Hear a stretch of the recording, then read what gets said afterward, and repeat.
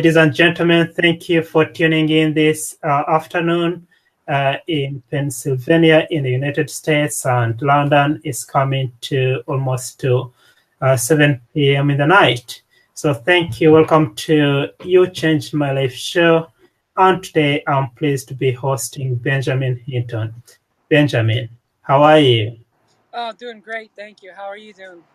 I'm great and grateful. Great meeting you, and been longing to talk to you and discover more about you and your story. Yes. So, would you introduce yourself to the viewers? Who are you? What do you do?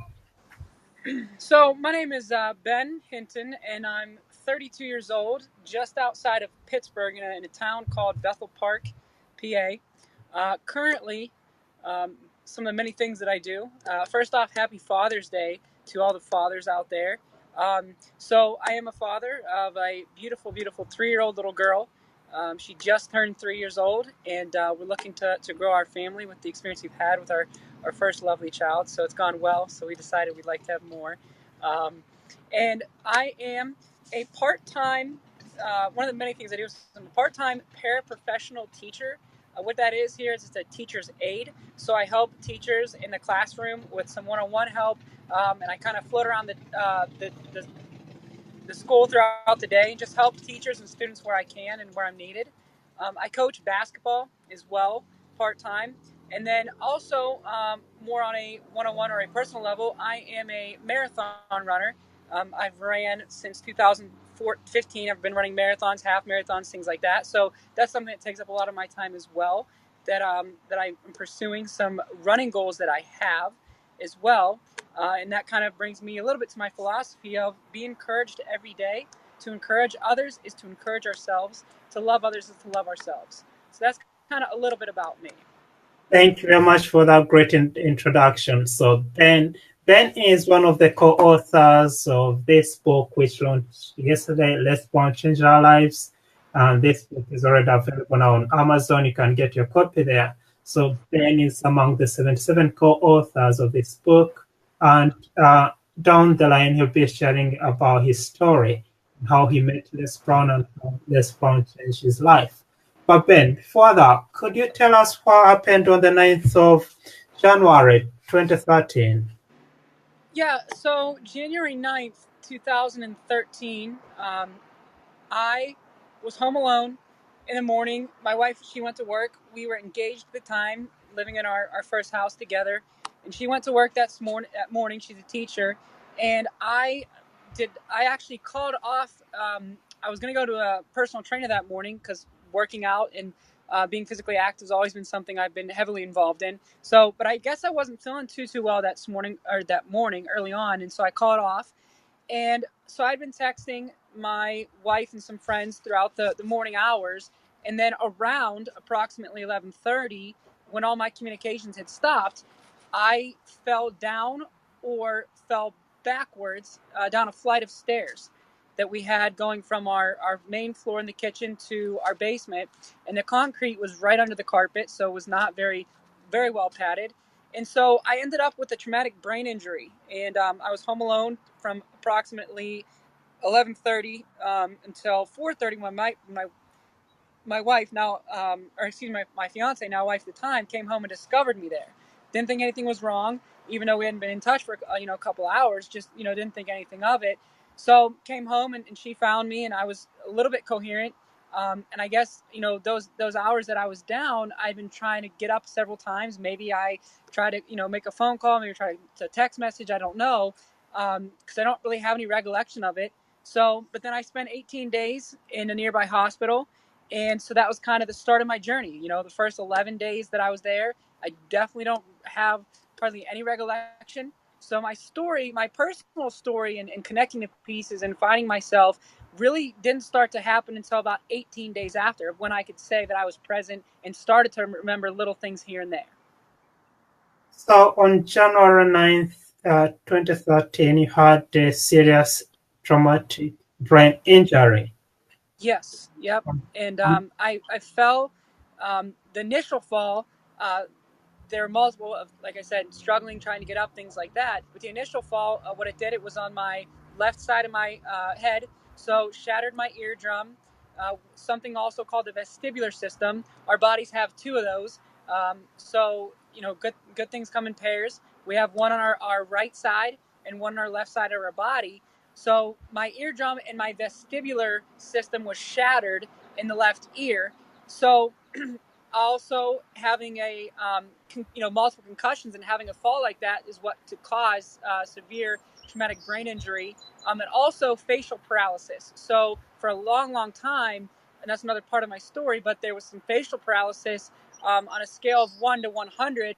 My original facial paralysis with a therapist down the road was a marking of about 4 out of 100. So it also caused some facial paralysis as well.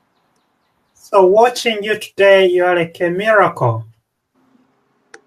Yeah, I am. And, when I think of that, and I'm super blessed. And I actually, one of the things I kind of look at is, and it's kind of shaped my philosophy and things that I've been able to do. And, like I said, happy Father's Day and to be here, to have a beautiful wife, a family, and just to be here is, I look at this as become a situation where um, I now can say that if I can take my adversity and change the position or change the view of it, it's we can have adversities to bless others. Because what I've learned in my personal experience is there's so many other people who I've seen them overcome their adversities, and that's blessed me. So I'm in a weird way thankful for my experience because it has made me stronger because I've survived. And it's not what doesn't kill you makes you stronger. That is true, but that's only true when you decide to let it make you stronger. So my adversity is someone else's blessing. Thank you very much for raising above your circumstances, Ben. Definitely, because some other people let their circumstances become their standard. In other words, they don't rise above, they don't see beyond their circumstances. They live within the limits of their circumstances and they don't see this other side. So you managed to come off from the serious brain injury and cross over to the other side. So what made, if I may, what made it possible for you to quickly to cross over? How long did the journey from the injury to where you are now take? In other words, to be able to talk as perfect as you're talking now and be able to do certain things that you wouldn't be able to do on January the 9th, 2013. Yeah, so it's an everyday process. So, first I'd like to stay with that statement. Thanks for the question. And you know, I think most importantly, and I guess we can kind of go into my life philosophies, but a couple things is one, it's an everyday process. It's having a traumatic brain injury for over at least a year and a half, if not closer to two.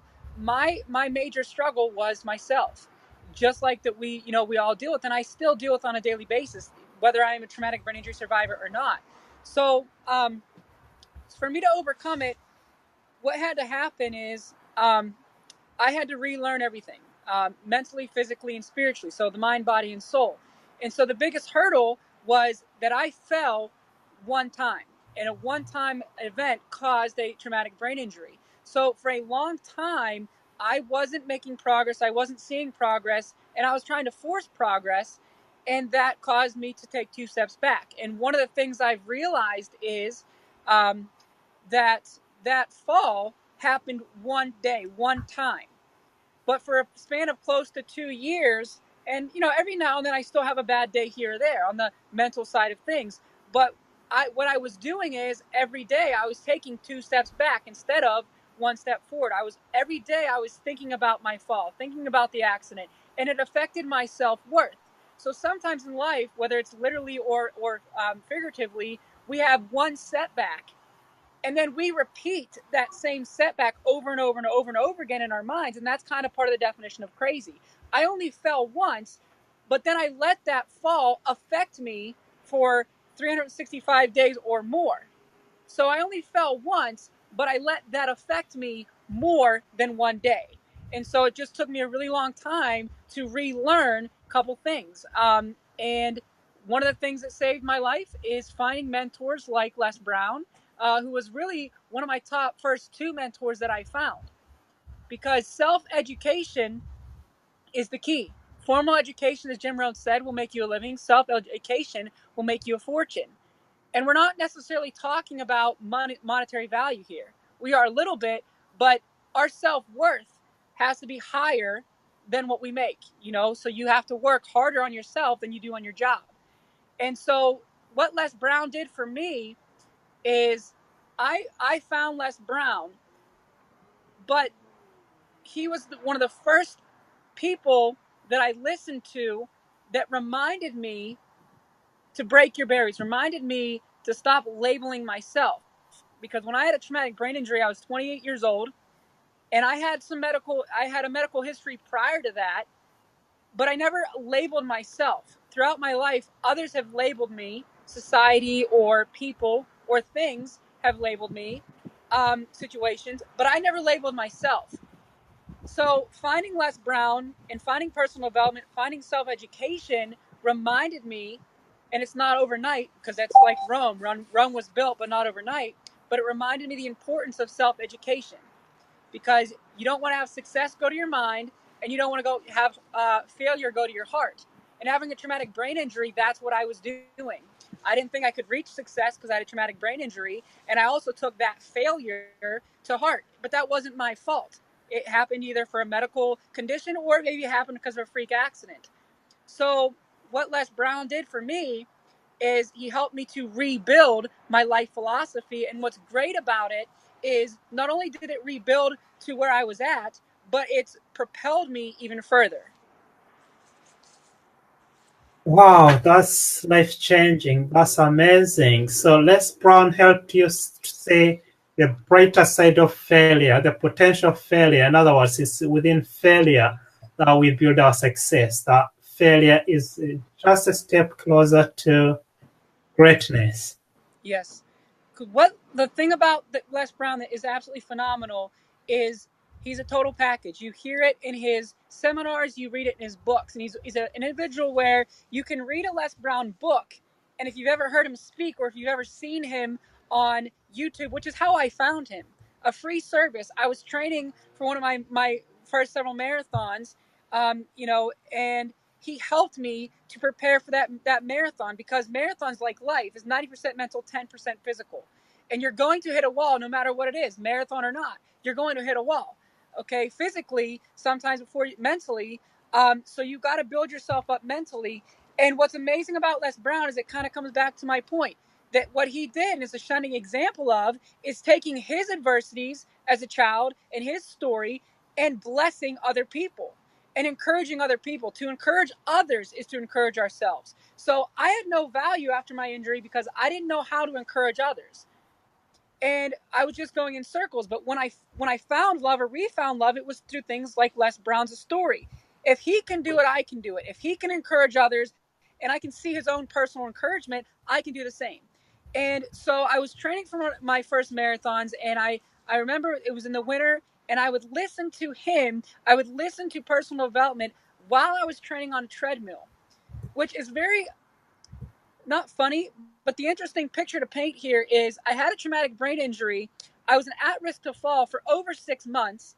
I'm training for a marathon. I'm in the middle of the winter. I'm in a gym by myself. I'm on a treadmill doing all of these things, multitasking, things that I should not be able to do.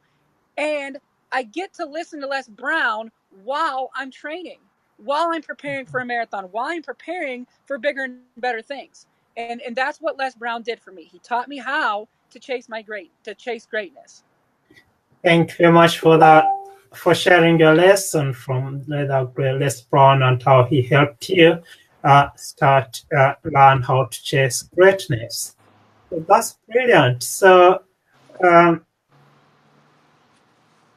looking back and the progress you've made, and looking forward to the dreams that you have, how can you help others to learn how to chase greatness? Well, I think I can help others in the sense that, I had a traumatic brain injury, and before my traumatic brain injury, I knew about traumatic brain injuries. I knew some people that had some traumatic brain injuries or some mental health. And it's kind of similar to a situation where, before my wife and I, we have two dogs, and we have a child. And so it's unique in the sense that, when we didn't have dogs, we kind of laughed or a little bit, or thought it was interesting that, people thought of themselves as the dog community. And if Mhm. you don't have a dog, you hear about it, and your friends might have it, but you don't understand, you don't feel intrinsically about being a dog and being part of the dog community. So once we had two dogs, we became part of the dog community. It changed a part of our lives. It opened up our minds to being part of the dog community. We understood it more. Similarly to having a baby, having a child, especially for fathers, we try to tell each other, what to expect, what to think, how to feel. And you can't do that. You can listen, but you can't understand it completely until you experience it. So my situation is unique in the sense that, life was great before I had a traumatic brain injury. I thought I knew who I was. I thought I knew where I was going. And I thought I was looking inwardly to perform outwardly to help others. But it wasn't until I had a traumatic brain injury to take those steps back to realize that now the uniqueness is I connect to people who have had traumatic brain injuries. I connect to people who have not had traumatic brain injuries because I've been on both sides of the spectrum. So it's unique in the sense that, now what's great is I'm 32 years old, and for the first time in my life, we all have dreams when we're growing up. We all have things we want to do, and we kind of you lose that zealous. We kind of use that lose that excitement. And so here I am as a traumatic brain injury going through this, survivor going through this, and going through to the mentors of Les Brown and Jim Rohn and all these other amazing personal development speakers, authors, and tools. And I can come on in a live and I can say, I have a goal, a personal goal. I have a dream to compete in the 2020 Olympics. And the reason I say that is because I'm excited to say that. I'm not afraid to fail. So how I can help as others is say, look, I've failed. I might fail with what my dream is, but I've made so much progress, and it's progress over perfection, that through encouragement, it doesn't really matter if I get to the Olympics or not. That's going to be great. That'd be awesome. But that's not my final platform. That's not my final position. So my goal is to help through encouragement, be encouraged every day, is to help people understand to how on a daily basis to dream big and how to do things that have been my life philosophy moving forward, which is don't put your position before your mission. Don't worry about where you are now and where you are, or I'm sorry, yeah, don't worry about where you are now, where you have been, and where you're going. Similar to what Les Brown says, he said you're either running from a problem, you're running to a problem, or you're in a problem. So it's about awareness and about acceptance, and that's something you get in awareness. So what I can help people with is, since my traumatic brain injury, I've lost almost 50 pounds. Since my traumatic brain injury, I'm now a father. I now work full part time. I now run marathons. And so I can help people simply because I failed, but I'm going to fail to success, and I'm going to encourage people in the process. Oh, thank you very much, Benjamin. You've achieved a lot. You've achieved a lot since that brain injury, and you continue to encourage other people. And importantly, you're encouraging other people through your you becoming a co-author of this great book. So, how does it feel like becoming a co-author of this book? You know what? It's absolutely amazing, and I've been trying to think about this because we've had this interview set up for about a week now, and I thought about taking notes. I thought about writing things down, but I can't do that yet because I haven't experienced it, and so I'm so excited to be a co-author because it's my story, it's my journey, and the thing is, being a co-author, down the road, I want to be a motivational speaker. I want to be an author, and so to be in a situation where you found me simply through a posting that I had done on social media, and you reached out to me, and here we are today. So it's it's one of those things of pinch me because again, I always wanted to write a book. I always wanted to do A, B, and C, but I didn't think I could. And so now to be in a position simply by encouraging others, simply by living day to day, it's absolutely amazing. One of the best feelings that I've ever had on a personal level, and personal level for me is what I call PH. The PH stands for personally happy. This has been a 5-year journey for me in the sense of it being a traumatic brain injury, and it completely, shattered my life to then having to rebuild in 5 years. And so pH, I went from having a pH level, which is pretty hopeless, very low on an everyday basis, to having a pretty consistent pH level, which is pretty helpful, pretty hopeful. And that's where I'm at now. So it's absolutely amazing, to be a co-author. It's brilliant, and as well, I did never imagine that this dream was going to come true.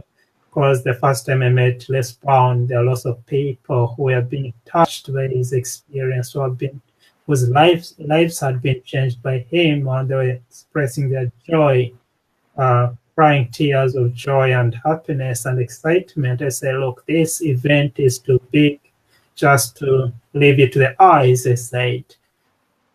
What about putting all these testimonies in one book? And finally, we have the first ever copy of that book, which is only now available as a limited edition.